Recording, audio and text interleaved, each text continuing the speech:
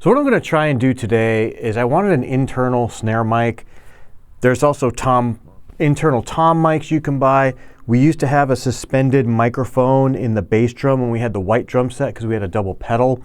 We had a Beta 52 in there and it just hangs in the middle on the suspension mount. It's really nice.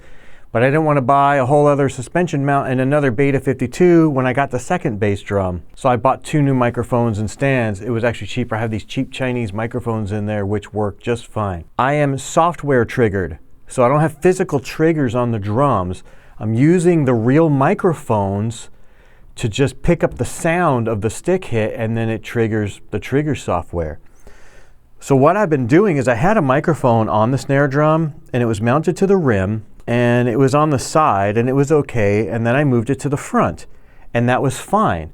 But I moved my snare. I have moved my snare up so it's closer to the toms and it's up and tilted now.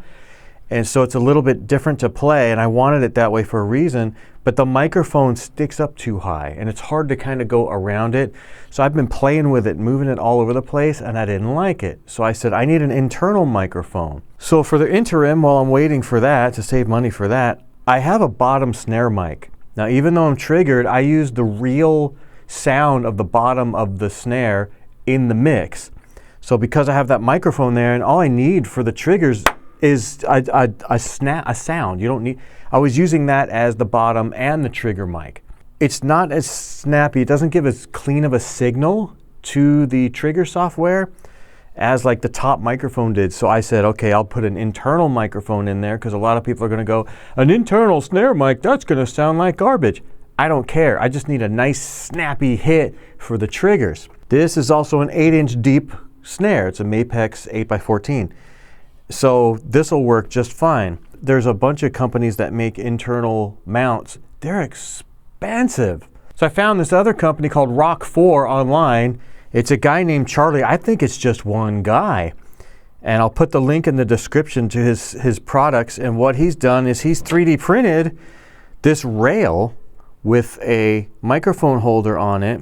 And it's all fully custom. It looks 3D printed, and these are 3D printed as well. And what's going to happen is this is going to mount to the side of the snare. This is going to snap in here. And then there's an actual microphone screw thing like on a regular mic stand. You stick it in there whichever way you want and put your microphone inside of your snare drum. So I'm going to just kind of show how this gets assembled in there. This comes exactly like this in the box. I'm sorry I didn't do an unboxing thing. And these go on the side. So the first thing you have to do, figure out where exactly do you want this. Because I can put this up here really high, or I can put it down low. So I'm going to put it down low because the microphone is a fake 57. These are pyle PDMC 78s, and that's what I use on the ride and the hi-hat as well, and the bottom snare. I love these things. Do not buy these though if you're going to move them. They're plastic, and if you move them, you drop them, they're going to break. They're very fragile. They're very cheap. These are cheap though. We got these. These are like $10 each or something like that. That's why I love them. And frequency range compared to a regular 58, this has a higher frequency. I think regular 58s have a little bit muddy. There's not as much as a high end on them. These are just as good. Also real 57s have a little circuit board in here for some reason. We don't have any of that, but I love these. But anyway, it's kind of a big microphone, especially compared to these E604s. So with this sitting in here straight up, it's pretty tall, you know, and I have an 8-inch deep snare drum. So it's going to take up a lot of room. Figure out where you want it, and then what you're going to do is loosen the screws that hold the lug mounts on. You have to loosen those lugs though. Don't leave them tight and then take them off. So we're going to unscrew these right here. These are going to mount to the side of the snare in this direction. It looks like you'd stick them on like this. That's not how it works because this has to snap in there this way. So there has to be room behind it. So then you have to figure out how high do you want this, because there's 3 screw holes in this. And then you have to figure out, it came with different screws. You got to figure out which ones are threaded to your lug mounts. Which ones fit the same threads. Then you're going to figure out like how high do you want this. That's way up. I want to get this as low as I can. So I'm going to put this on the very top top hole right here. And we're just going to hand tighten this for now. We're not going to tighten anything until this is fully assembled. Do that with anything, whether you're working on a car or whatever. Now what we're going to do is we're going to snap these in. These tighten up against that block to hold it in place. You're probably wondering, well then what is this nut for? That's because this will spin on the screw. See that? So that'll keep that from spinning. So we're going to stick this down in here like this and get, these do have that little square piece. They're going to fit in that block. Just like this. See, it's not quite right, so we're going to have to spin these, get these straight. And that's pretty much it. Now this is the microphone mount, and I'm not sure if I want to go like this. Let me see. Most people will probably just stick it on top like this. And there's two little set screws, one back here and one back here. This one holds this in place. This one is made so you can slide this around, which I probably will in a minute, but see, I'm going to want this like this. Yeah, like this. I'm going to put mine sideways. Let me mount this real quick first, it'll be easier. This piece is not 3D printed, this piece, but this piece is. We're going to stick that on here first. It'll be a lot easier. Now be careful, this is 3D printed stuff. I forgot what you call this, but it's like if you over tighten everything, it's going to snap. I'm going to stick this in here like that. Make sure I have a little arrow in here because I want the microphone facing this way. It came with a little Allen wrench. We're going to stick that in here. I'm going to slide this. I do want the microphone more in the middle, although it doesn't matter, it just needs to pick up noise. But I'm going to stick it right in the middle, or as close to the middle as I can. All right, so that's that. In fact, I might actually just tighten that. This is a 7/16. I can't read it. I'm getting so old, my eyes are bad. So we're going to tighten this onto there because I'm happy with where that is. And this is tightening this onto the block. That's it.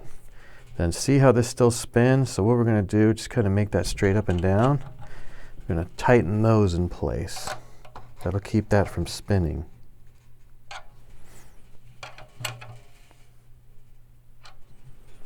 That's pretty good.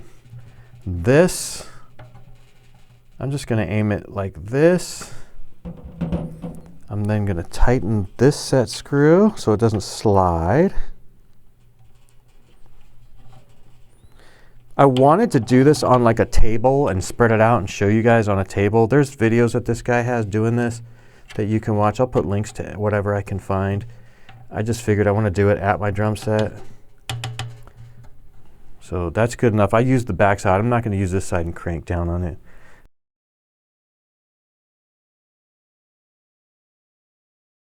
So what I'm doing is I had the microphone straight up and down, and it's these microphones are too big. That's the problem. If you get a smaller microphone than these, you're going to be fine if you're going to go this route. The connection, the XLR connection, was actually hitting the bottom head. So I cannot run this straight up and down. So I'm kind of just turning it a little bit. So what I'm going to do is I'm going to twist this down, and it's going to go like this. And it actually kind of, instead of having this straight up and down, it just kind of, it moved this down. It's not touching the bottom head, but it did move the microphone down. The microphone was touching the batter head. And I want this aimed as close to the middle of the head as possible, like this, without touching the head. It's hard to do because everything I have is too big. So what I've had to do is slide this over. I'm going to tighten this down real quick. I tilted the main bar down, and then we're tilting this sideways. It's still aimed kind of at the middle, but that gives it a lot more room now. This isn't even close to the bottom head anymore. So I'm going to push this down in the microphone mount. Now it's really, that's almost right where I want it. I just want it pointed in the right direction. So now we're going to tighten everything. So now this is all in position. Everybody's nice and snug. This wire has this special little connector on it. This needs to go through the exhaust port. This is going to be tight. And you're going to pull the wire through.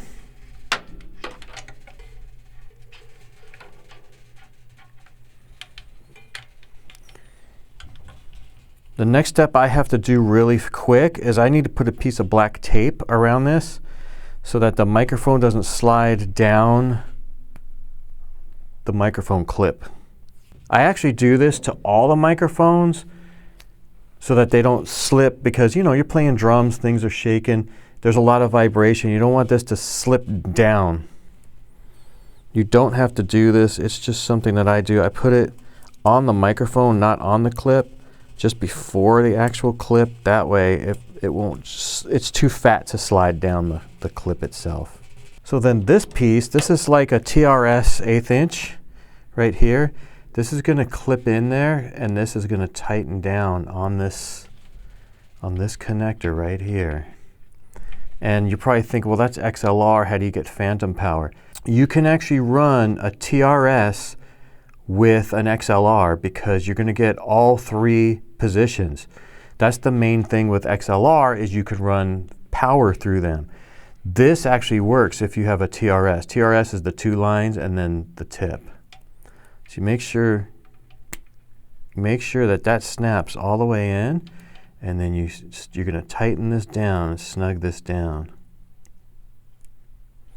And now what you got to have is the other end of the XLR connects to your audio interface.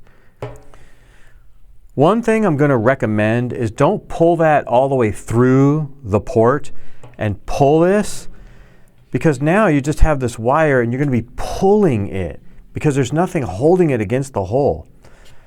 So I was trying to figure this out. So I put this halfway in the hole so it's snug.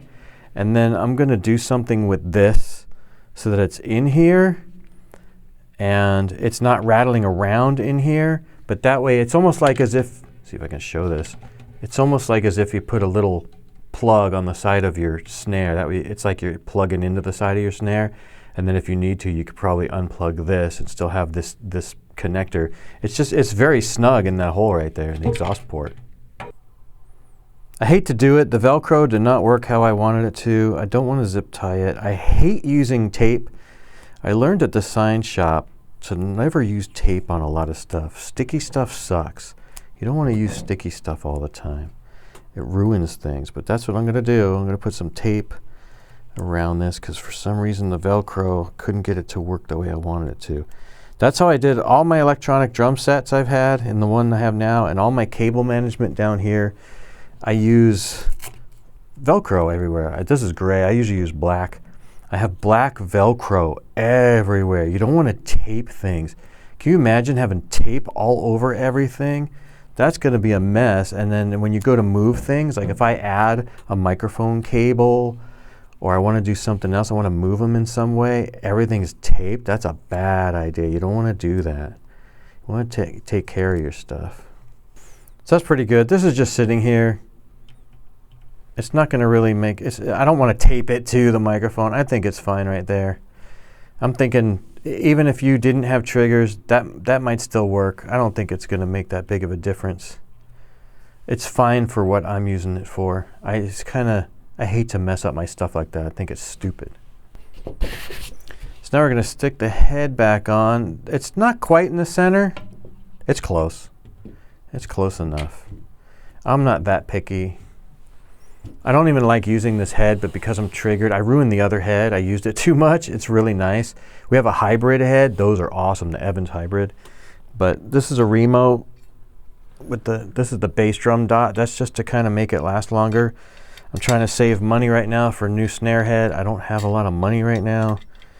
And I'm going to try and get one of those black chromes and stick a black dot on it. So we're just going to put this thing back together. Also, don't forget to put the bottom lugs back in, like I just did. And the way that I particularly do my bottom head, I just crank the heck out of it. But if you really wanted to know on a drum dial, it's 85. I don't know on a tune bot what it would be because I don't have a tune bot. I don't have a need for one. I do an old school way of tuning, and then I'd use the drum dial once in a while just for the heck of it. You don't really need it, especially for the bottom head. Just crank the heck out of it. I know some guys are probably like, why the heck would you do that? If you crank the heck out of the bottom head, then you have options on the top. You can go low, medium, or high tuning, and it'll be perfect. But that's all set by the bottom head. Same with your toms, the way that you tune toms. You'd be amazed at how much control you get more from the reso than the batter. So I did the bottom lugs. I forgot about them. Everybody's good to go. So now I'll put this top head back on, and we're done. I want to say one thing about tuning real quick. For the toms, I use the Rob Brown method. I will leave a link in the description to how he tunes them. It's the best way to tune a tom. It's super fast. It's going to get you in the ballpark. My toms are what's called unison tuning. The top and the bottom are identical. I'm using also EC2s, top and bottom, so I'm using 2-ply top and bottom. That's to get a bigger boom. I have power toms. Makes it even boomier and bigger because everything we do here is 80s and big. For the snare, I also use the Rob Brown method, and you use 2 keys to do it. So what you're going to do, if it's a new one, make sure you stretch it. I don't need to do that to this. Just finger tight everything. You don't have to count threads. You don't have to do all this weird stuff. Just finger tight. Grab 2 keys, do like 1 turn each, and go from there. So we're going to do half, 1. We're going to do a star pattern. So we're going to go here. We're going to do half, 1. And we'll go here. We're going to do, let's see where I'm at. Go here. My brain's messed up. Half, 1. Go here. I already did them. See, I forget where I'm at. Half, 1. Did I forget anybody? Probably. Yeah, these guys. Half, 1. That's pretty good for now. Just want to make sure everything's good. You want to make sure everything's even. You don't want to crank down one side because you'll mess up your drum. I'll also say I cleaned the bearing edge when I took this off before you put this back on. Just take a nice cloth, wipe that piece of wood, wipe the edge of the wood part of your drum. That's called the bearing edge. If you use a cloth, if it grabs anywhere, get like some 1000 grit sandpaper and get that off of there. Make it nice and smooth. So we're going to do that again. We're going to do 1 turn 1 more time. You don't want to do 2 turns and then 2 turns. We're going to do 1 and 1. So we're going to do that again. We're going to do a half, 1.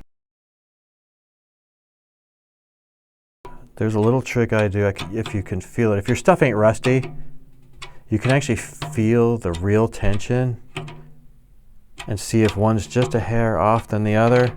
You don't have to do this. You could just do the half turns and you should be good to go. That should be good right there.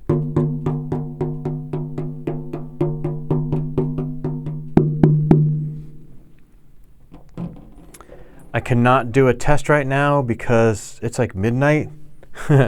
So I will leave all this stuff here and I will do a test in the morning with all this stuff.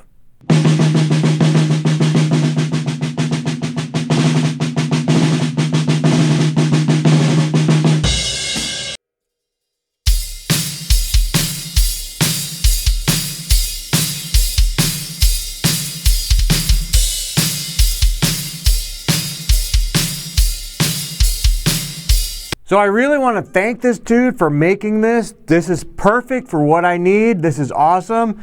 I'll do what I can to put all the links in the description for everything I talked about in this video. So if you need something like this, it's not just for snares. He makes stuff for toms as well. Go hit this guy up. It's way more affordable. He's also made some type of rim mounts. I wasn't really interested in that, so I didn't look into that. So if this is something you're looking into or you need, maybe bookmark this stuff for the future, save this, I don't know. But hit this guy up, it's very affordable and it works perfect. Thanks for making this stuff, dude, because it was something I really needed and couldn't afford the expensive stuff, and this is just is awesome. So if you made it all the way to the end of this long, boring video, thanks for watching. Hope it helps somebody.